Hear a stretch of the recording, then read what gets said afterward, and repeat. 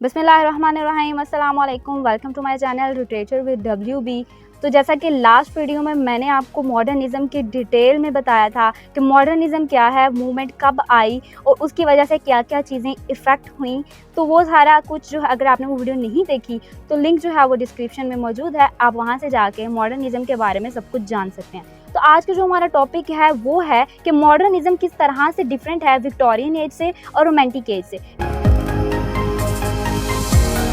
सबसे पहले हम बात करते हैं रोमांटिसिज्म के। रोमांटिसिज्म जो थी ये मूवमेंट आई थी लेट 17 में और अर्ली 18s में।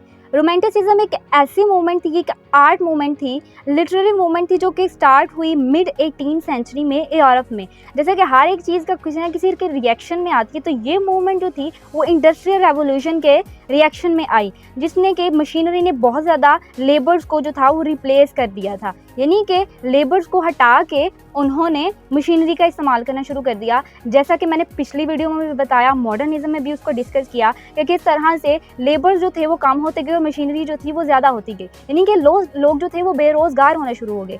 तो इसके नतीजे में रोमांटिसिज्म आया।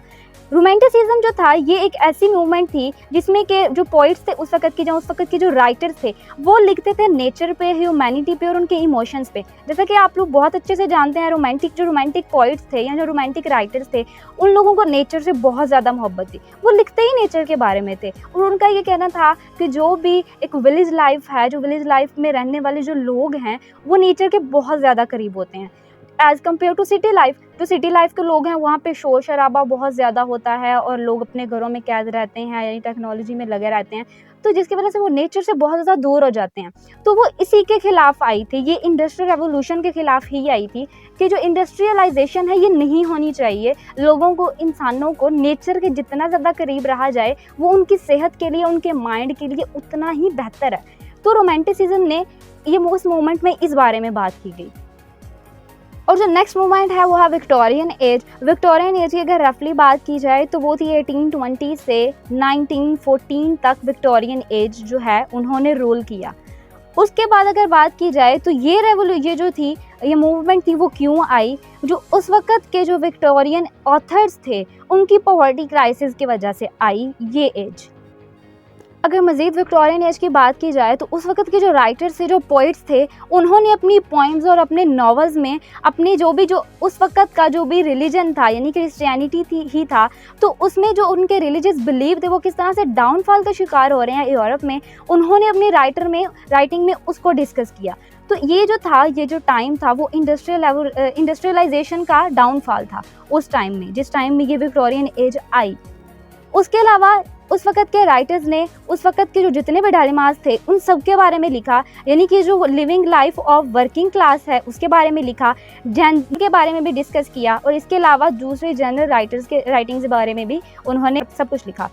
उसके अलावा जो विक्टोरियन एरा था उसमें जो थी उन्होंने sexuality of the man and women उसके बारे में भी लिखा और उनके डबल स्टैंडर्ड्स के बारे में भी बहुत कुछ लिखा।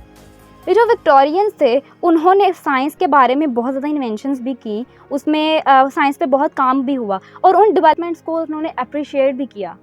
और अब अगर हम लोग बात करें मॉडर्निज़म की, जैसा कि पिछली वीडियो में मैंने कंप्लीट डिस्कस किया है, तो इसमें हम मज़ीद उसको एलाबोरेट कर लेते हैं कि मॉडर्निज़म जो थी ये मूवमेंट थी, ये सोशल कल्चरल मूवमेंट थी जो कि लेट 19 और अर्ली 20th सेंचुरी में आई। और ये जो थी मैंने पहले भी बताया था कि थिंकिंग पर्सपेक्टिव को कंप्लीट चेंज कर दिया था इस मूवमेंट में, यानी कि इस मूवमेंट में काम ही लोगों की सोच पे किया गया, उनके सोचने के अंदाज पे बदलने पे काम किया गया कि लोगों को अपनी सोच को डेवलप करना चाहिए, अपनी सोच को बदल लेना चाहिए। इस मूवमेंट में जो था लोग जो थे वो यूटोपियन लाइफस्टाइल को जो थे वो आइडियलाइज़ करने लगे, उसको विजुअलाइज़ करने लगे कि जो मॉडर्न जो ह्यूमन है उनका लाइफस्टाइल यूटोपियन ही होना चाहिए। और यूटोपियन के बारे में मैंने कंप्लीट डिस्कस जो है वो पिछली वीडियो में किया है, वो वीडियो अगर आपने नहीं देखी तो नीचे डिस्क्रिप्शन में लिंक मौजूद है, आप वहाँ से जाके देख सकते हैं। इसके अलावा इन लोगों का ये भी बिलीव था कि जो यूनिवर्सल फैक्ट्स हैं वो साइंस ने इस्टेब्लिश किए हैं। साइंस जो है वो इंसान को रियलिटी के बारे में बताती है, मज़ीद इनको प्रैक्टिकल होने के बारे में बताती है। तो उस वक़्त के जो राइटर्स थे, जो आर्टिस्ट थे, उन्होंने बहुत जल्दी जो था वो एक्सेप्ट कर लिया, अडॉप्ट कर लिया इस एज को और इसकी नॉर्म्स को। इन्होंने हिस्ट्री को कंप्लीट रिजेक्ट कर दिया और साइंस की ये लोग ऐसे जो थे वो उसमें प्रैक्टिस करने लगे, यानी कि उसकी वर्शिप ही करना शुरू हो गए। ये साइंस को सब कुछ मानने लगे, हिस्ट्री को ऐसे भूल गए और साइंस को ही सब कुछ मानने लगे। इसके अलावा मॉडर्न ऑथर्स ने जो उनकी राइटिंग थी वो वर्ल्ड वार 1 के बारे में थी, पॉलिटिक्स के बारे में थी, सोशली थी, रिलीजियस भी थी।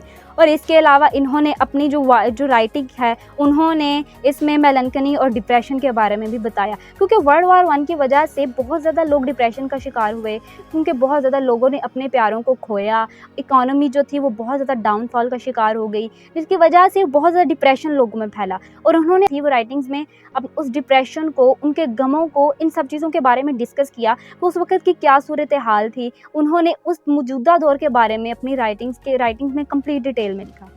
तो ये थी आज की वीडियो। इसमें मैंने विक्टोरियन एज, रोमांटिक एज और मॉडर्निज्म के बारे में डिफरेंस जो है वो मैंने बताया कि कौन से मूवमेंट क्यों आई, कब आई, क्या उनकी रीज़न बनी और इन सब में क्या डिफरेंस है। तो ये थी आज की वीडियो। आज के लिए बस इतना ही। चैनल को सब्सक्राइब कर दें प्लीज़, और नीचे कमेंट भी कर दें, और दूसरे लोगों के साथ, अपने फ्रेंड्स और अपने फेलोज़ के साथ ज़रूर शेयर करें, ताकि मेरा भी भला हो जाए और उनका भी भला हो जाए। तो चलिए मिलते हैं नेक्स्ट वीडियो में। अपना ख्याल रखिएगा। Keep smiling. अल्लाह हाफ़िज़।